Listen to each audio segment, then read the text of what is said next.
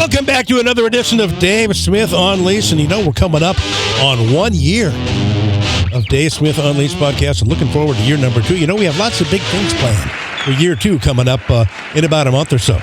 Maybe some longer podcasts, a lot more video than we did in the first year, and maybe switching up a little bit, doing a little more current events and pop culture, and maybe some political stuff mixed in with the sports as well. So we got big things planned, and we hopefully all of you join us for year 2 of the Dave Smith Show, which is coming up in about a month or two. Boy, it's amazing. We've done about, I think, 125, 130 shows in year 1, and more and better to come in year number 2. So make sure you like, follow, and subscribe on our YouTube page at The Dave Smith Unleashed Podcast, at The Dave Smith Unleashed Podcast, and follow me on Twitter. You're probably saying to yourself, hey, this is a great show.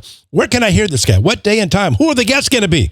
Well, that's simple. Follow me on X, at Dave Sports God, at Dave Sports God, and I'm always talking about when the next show is going to be, what time and date, who the guest is going to be. So follow me there for the details about the show. But of course, you all want to listen, like, comment, subscribe, and share on the YouTube page at The Dave Smith Podcast. And I love kicking it around with all of you on the comment section. I was thinking today with all that's going on, and I did a show recently about Artie Moreno, saying that, winning isn't among the top 5 priorities of fans when they go to a game, which was absurd and should, in my opinion, lead to a boycott of Angels games by the fans. Any owner saying something that stupid. Dave Smith Unleashed brought to you by MTS Transportations. And mention the Dave Smith Unleashed podcast and get 20% off on your next shipment for all your shipping, trucking, and freight needs. There's only one business to call, and that's MTS Transportations at 800-640-6873. MTS Transportations, 800-640-6873. Thought to myself, well, it's already the worst owner in LA sports history. Let's put together a list. Who are the worst sports owners in the history of Los Angeles? Boy, the list could go on and on and on. And I know there'll probably be some disagreements and some people whom you think I left out here. So if you think that's the case, go to the comment section on the YouTube page at The Dave Smith Unleashed Podcast, or hit me up on Twitter at Dave Sports God. And I came up with 4 names right here. 4, 3, 2, and 1. The worst owners in LA sports history. All right, let's start with number 4. And I'm going to go with the former chorus girl, Georgia Frontiere, the singer, dancer, chorus girl in her younger days, and then somehow wound up marrying a super rich guy by the name of Carol Rosenblum, who owned the Baltimore Colts. And evidently she was introduced to Carol by Joe Kennedy at a party, and a lot of people think that she was also introduced by Meyer Lansky, the gangster, whom allegedly, she used to kind of be a gangster girlfriend back in the day. So anyway, Georgia Frontiere. Now, Carroll went out for a swim in 1979, and he was a champion swimmer and a guy in great shape for a 72-year-old. Went out and never came back, and they found his body floating out there in the ocean. They said it was likely a heart attack, but there was all kinds of suspicion about, was it a murder? Was it set up? Was Carol pulled under by frogmen? I guess we'll never know because there wasn't a real investigation. But so by hook or by crook or by whatever means necessary, Georgia wound up owning the Rams. And in his will, he left 70% of the team to her and 30% to his kids, which was inexplicable. But the power of the you-know-what with a woman always prevails. And Carol wanted Steve Rosenblum, his son, to take over the team, but since she got 70%, she squeezed Steve out and wound up firing him and took complete control. And they went to the Super Bowl, I think, in her first year, but that was a Carol thing. He just died a few months previous to that.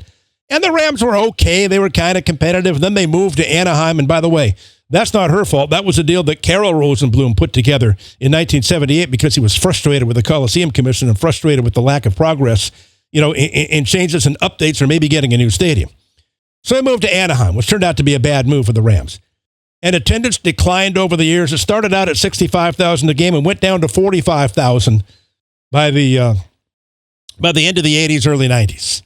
And it was mismanaged. Georgia didn't know what she was doing. And the team was okay. They made the playoffs, a few times, but it was total mismanagement for the top. But the big thing that pissed everybody off, she packed up and moved to St. Louis. Now, again, I don't really blame her for that because the Rams were losing money and she was facing bankruptcy in Anaheim. It was a cash-losing proposition. Yeah, a lot of it was her fault with mismanagement, but she really had no choice. And St. Louis offered her, boy, a sweetheart deal. They gave her millions and millions of dollars to relocate. They built her a new stadium. They gave her the parking and concessions and stuff, and she made out like a tall dog, as my dad used to say, and made a fortune moving the team to St. Louis, and then wound up going to 2 Super Bowls and winning one. See, they love her in St. Louis. They hate her in L.A. But I would think, in large part, she's one of the worst owners of an L.A. sports franchise in L.A. history. So I got her at number 4. Number 3, now, you're probably surprised he's not higher here, but I'm going with Frank McCourt. Remember, Frank McCourt bought the Dodgers from the Fox Group, I think, in 2003. And, well, what a shady deal that was. The guy didn't have any money. And he owned some parking lots in Boston, and he had a real estate portfolio, but he didn't have anywhere near enough cash to buy the team. He didn't have any money. And for some reason, the Fox Group wanted him to be the owner, and they loaned him millions and millions of dollars to make the deal happen. So Frank McCourt takes over as owner of the team.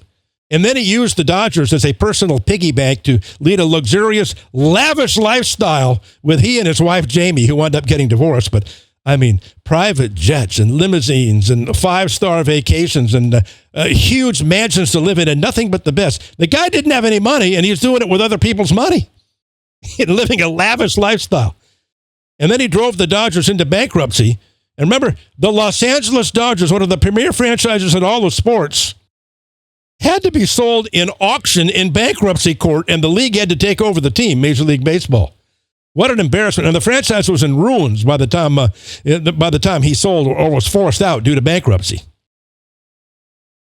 But I guess one thing in his defense, they won the National League West Championship 4 times out of the 6 years he was the owner. And I looked at the winning percentage. He had a better winning percentage than the Fox Group had, who took over in 98, than they had previously. The Fox Group in there for 5 or 6 years. Frank McCourt had a better winning percentage. And I think we could also, I ran out of room, but we could also put the Fox Group in that list of worst ownership in the history of Los Angeles sports. Frank McCourt actually had a better winning percentage than them.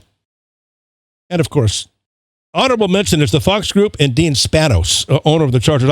Spanos hasn't been in L.A. long enough to be on the worst owners list, but my God, what a disaster he's been. So we got George Farnieri at 4. We have Frank McCourt at 3. Let's get to number 2. Yes, I've got him ahead of Frank McCourt, which would surprise some people, but Artie Moreno, the longtime owner of the Los Angeles Angels of Anaheim, California, whatever the hell you want to call him. What a disaster he has been as an owner.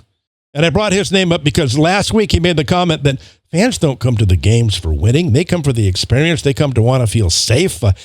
Winning isn't among the top 5 reasons they come out. And you know what? Women make 80% of the decisions in a household, and they don't care whether the team are win or lose. They're not baseball fans. They want to come out with a family and have a good time. I mean, what a sexist, misogynist statement that is, that women don't know baseball and don't care, singling women out.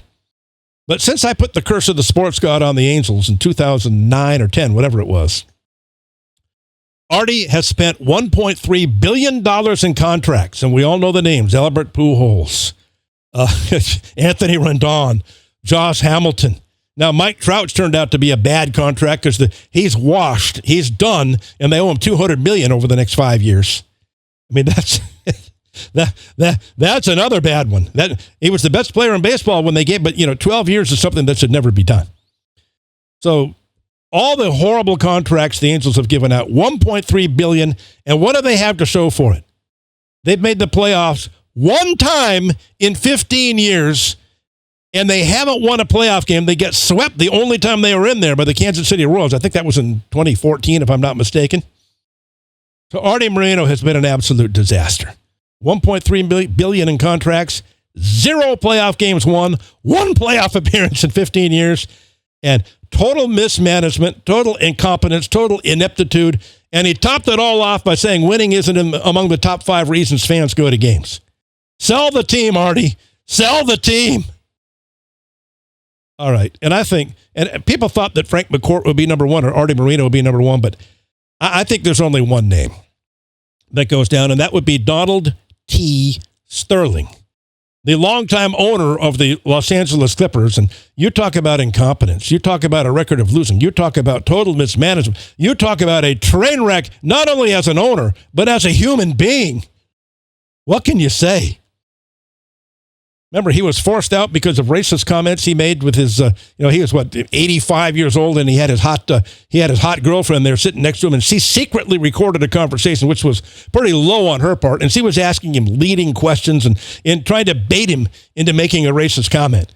And when I listened to him, more than racism, it sounded like a horny old man who wanted to get laid by this chick, and was and was suffering from dementia. That's what it sounded like to me. Not to excuse what he said, but, she secretly recorded him. She baited him. She asked him leading questions. He was in a state of mental decline, and he sounded like a horny old man with dementia to me. But I think even worse than that was the 2 times he was charged by the federal government with housing discrimination.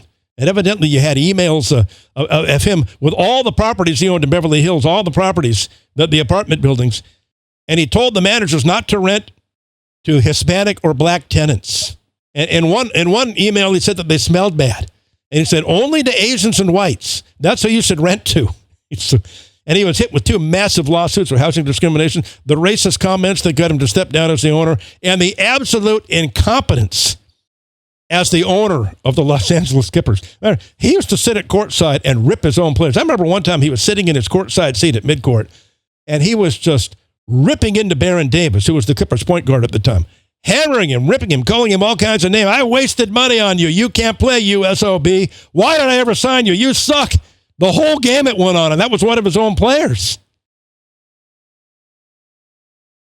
And evidently, he used to bring friends of his into the Clippers locker room after the games, and he'd walk past the showers and was watching the players shower, and he'd be admiring their physiques, which is weird in its own right. And he'd say to his friends, boy, isn't that marvelous? Isn't that fantastic? Look at the muscles. Look at the physiques on these guys. Isn't that marvelous? You have to admire. I mean, who walks around looking at naked men taking a shower and admiring them in the locker room? That was Donald T. Sterling. So what do you think about this list? Number 4, Georgia Frontiere, the longtime Rams owner, who took the franchise away from Los Angeles and left us without football after the Raiders left and moved to St. Louis, and inherited the team from her rich husband and then forced out her son, who was supposed to be the rightful owner. Frank McCourt, a man with no money who leveraged himself, and I don't know why the Fox Group ever sold to him when he didn't have any money, but I guess they wanted him in charge. And then he led the Dodgers into bankruptcy and being sold at a bank in bankruptcy court via auction, the Los Angeles Dodgers. And the only reason he's not higher is because they won 4 West Division titles in 6 years. Artie Moreno, for all the reasons I stated, $1.3 billion in contracts, 0 playoff wins, 1 playoff appearance in the 15 years that I put the curse on him. And, of course, winning is not in the top 5 priorities of fans who go to games. And number 1, do I need to go on about Donald T. Sterling and why he's number 1? Number 1 with a bullet. Georgia Frontiere, Frank McCourt, Artie Moreno, Donald T. Sterling. What do you think? Hit me up on the YouTube page at the Dave Smith Unleashed Podcast and on Twitter at Dave Sports Guy. And I'd love to kick it around with you in the comment section. I'd love to kick it around with you on Twitter. So make sure you follow me, comment, and I'll get back to you and we'll talk sports. But that's it for me on Dave Smith Unleashed. We'll talk to you next time right here on the Dave Smith Unleashed Podcast. Don't look at me. She's the one. Me? He's the one who made the trades. No, it was his idea. You're all at fault.